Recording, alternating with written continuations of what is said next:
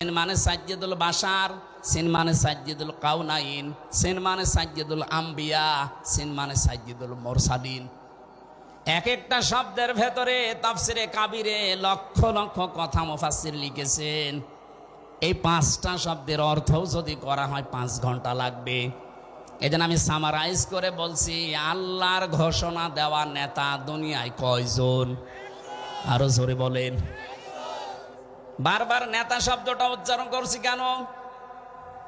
এটা যদি দুনিয়ার সাথে শুধু শেষ হয়ে যেত, কসম আল্লাহর এই আয়াতও পড়তাম না। এটা সম্পর্ক পুরাপুরি আখিরাতের সাথে। কারণ মরণের পরে যে বিচার ব্যবস্থা আরম্ভ হবে, আল্লাহ পাকের বিচার ব্যবস্থা 3 ধাপে থাকবে। কয় ধাপে? আমাদের বাংলাদেশে বিচার হয় কয় ধাপে? 4 ধাপে।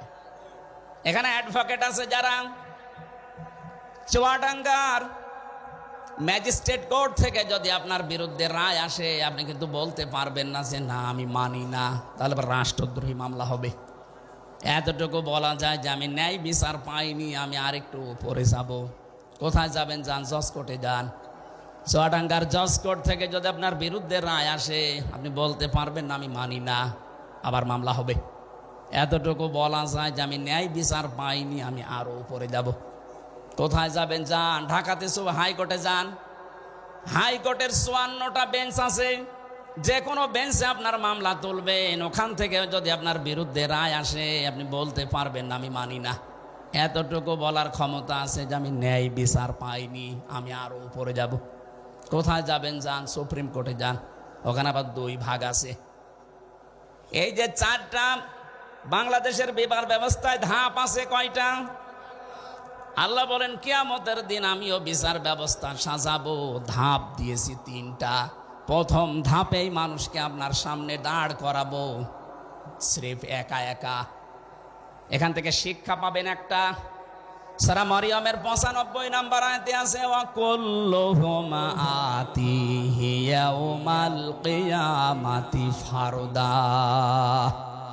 আল্লাহ বলেন কিয়ামতে প্রতিটি মানুষকে আমার সামনে দাঁড় করাবো বিচারের জন্য, প্রথম ধাপে একা একা। কয়জন করি? বলেন বলেন, কি বুঝলেন এখান থেকে? এই বাংলাদেশ, ভারত আর পাকিস্তান, এই 3টা দেশে এই ঝামেলাটা আছে। বহু মানুষ আজ পীরের নামে, দরবেশের নামে ধোঁকা দিয়ে অনেককে বোকা বানিয়ে এই শিক্ষা দিচ্ছে, তোর কোনো চিন্তা নেই, কিয়ামতের দিন আমি আছি, তোকে বাঁচিয়ে দেব। এমনকি অনেকে এই বিশ্বাস নিয়ে কথা বলেও ফেলে, কিয়ামতে আমার দাদা যান, আমার বাবা যান, লক্ষ লক্ষ মুরিদ নিয়ে হাজির হবে। এটা দেখা মিথ্যা কথা। কোরআনের আয়াতের সাথে মেলে না। কোথায় পেয়েছেন এই ভণ্ডামি? কিয়ামতে আল্লাহ আপনাকে ডাকবে বিচারের জন্য, কয়জন করে? আলেম কত বসে আছে দেখেন তো। কুল্লুহুম আতিহি ইয়াউমাল কিয়ামাতি ফারদা, একা একা ডাকবে। এটা শুনে শেষ করে দিয়েছেন না? এখান থেকে শিক্ষা নেওয়া দরকার। কিয়ামতের কঠিন ময়দানে আল্লাহ কিন্তু আপনাকে একা ডাকবেন।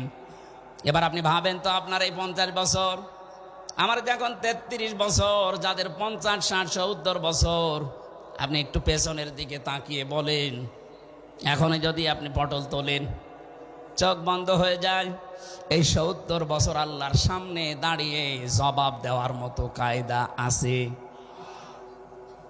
এই জন্যই তো তাফসীর মাহফিলে আসা লাগে। খলিফাতুল মুসলিমিন হযরত ওমর রাদিয়াল্লাহু তাআলা আনহুর জীবনী পড়েছি।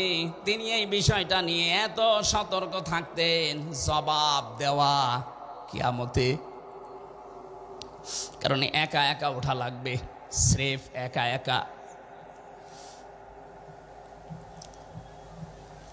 সূরা ইনশিকাকের একটা আয়াতের তাফসিরে পড়তে গিয়ে বেশি, আল্লাহ যদি কাউকে মাফ করার ইচ্ছে করে, কিয়ামতে কোটি কোটি মানুষ থেকে আল্লাহ তাকে আস্তে করে আলাদা করে নেবে, কুদরতের চাদর দিয়ে ঢেকে ফেলবে। সামনে দাঁড়িয়ে জিজ্ঞাসা করবে, হামজা এই কাজগুলো করেছিলি? জবাব যখন দিতে থাকবে, হ্যাঁ আমি করে ফেলেছি, আমার ভুল হয়ে গেছে, আল্লাহ তুমি আমারে মাফ করে দাও। চোখের পানি, অনুশোচনা, অনুতপ্ত, এগুলো দেখে আল্লাহ বলবেন, যা গোপনেই তোরে মাফ করে দিলাম। অন্তত এটা যদি হয় আপনার জীবনে, আপনি পার পেয়ে যাবেন। আর যদি আল্লাহ হিসাবের জন্য দাঁড় করিয়ে বলে, বল এটা কেন করলি, নবীজি বলেন আমি পর্যন্ত উপায় নেই আল্লাহর বিচার থেকে রক্ষা পাওয়ার। হযরত ওমর সন্তানটাকে ভর্তি করে দিলেন এরকম মাদ্রাসায়, মক্তবে। প্রধান বিচারপতি ওই দেশে ওই সময় হযরতে আলী, তার ছেলে হোসাইনকেও ভর্তি করে দিয়েছে। হযরত আব্দুল্লাহ বিন ওমর তিনি বসে আছেন, হোসাইন কলম ফেলে দিয়ে বলছে কলম তুলে দাও। একবার, দুইবার, তিনবার বলার পরে উনি তিনবারই তুলে দিয়েছেন। চতুর্থবার উনি বলে ফেললেন, আপনি কি মনে করেন আমি কি আপনার চাকর খাদেম নাকি? হযরত হোসাইন ওই সময় বলেছিলেন, আব্দুল্লাহ তুমি শুধু খাদেম না, তুমি খাদেমের বাচ্চা খাদেম।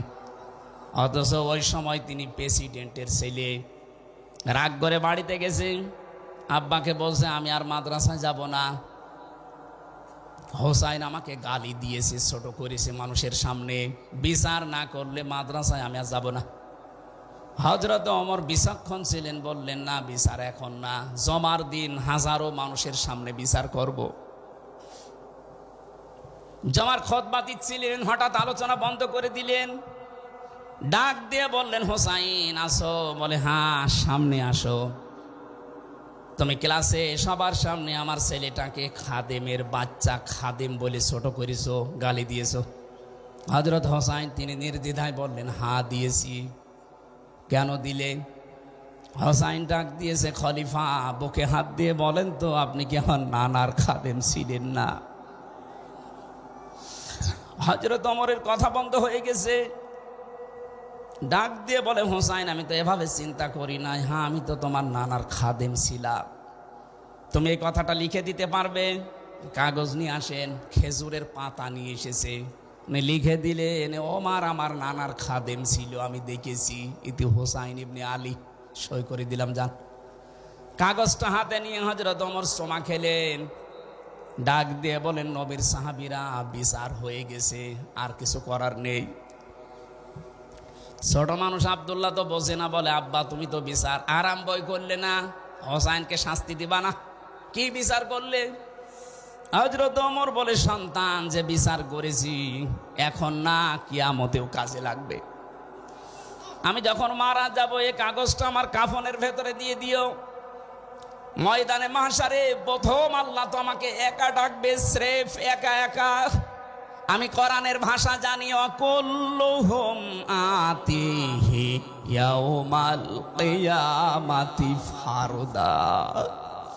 কিয়ামতে যখন আল্লাহ আমাকে একা ডাকবে, আমার জীবনের কিছুই যদি আল্লাহর ভালো না লাগে, পছন্দ না হয়, এই কাগজটা আল্লাহকে দেখাবো। রব্বুল আলামিন একটু তাকিয়ে দেখো, এখানে তোমার নবীর নাতি লিখে দিয়েছে আমি নবীর খাদেম ছিলাম, এই ওসিলা হলেও আজকে তুমি আমারে মাফ করে দাও।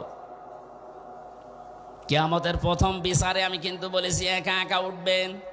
কোন বাবা, কোন সন্তান, কোন মা, কোন হেতাকাঙ্ক্ষী, অফাসিলাতি হিল্লাতি তৌবি, তোমার জ্ঞাতি গোষ্ঠী দলের লোক কেউ থাকবে না, একা উঠতে হবে। সুতরাং আমাদের জীবন এখন থেকে পরিবর্তন করা দরকার। আমি যেন একা উঠে আল্লাহর সামনে আমার এই জীবনটার হিসাব দিতে পারি। কিয়ামতে এবার দ্বিতীয় বেচার ব্যবস্থায় আল্লাহর একা ডাকবেন না।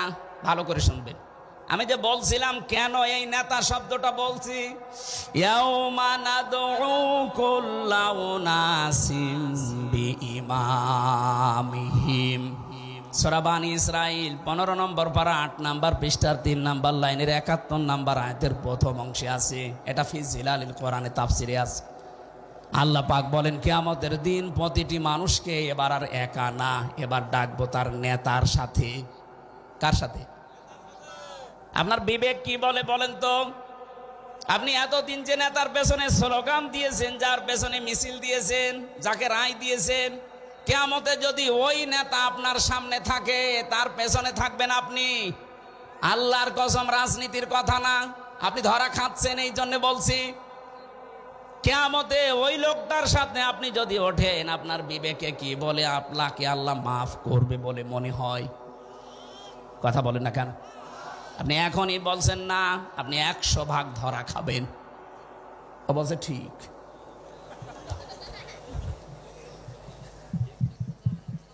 কথা বোঝার পরে বলেন তো, এই যে অবস্থায় আমরা আছি, বারবার আমি নেতা শব্দ নিয়ে এসেছি এই কারণে, কোরআনে কারিম জানিয়েছে 124 নাম্বার আয়াত, এটা সূরা বাকারার প্রথম নাম্বার পারা 18 নাম্বার পৃষ্ঠার 5 নাম্বার লাইনে আছে, ওয়াইযিবতালা ইব্রাহিমা রাব্বুহু বিকালিমাতিন ফাতাম্মাহুন্না ক্বালা ইন্নী জাইলুকা লিন্নাসি ইমামা। আমি ইব্রাহিমকে পদে পদে পরীক্ষা নিয়েছিলাম বিভিন্ন কালিমার মাধ্যমে। আমার ইব্রাহিম প্রতিটি পরীক্ষায় উত্তীর্ণ হয়েছে, পাশ করেছে।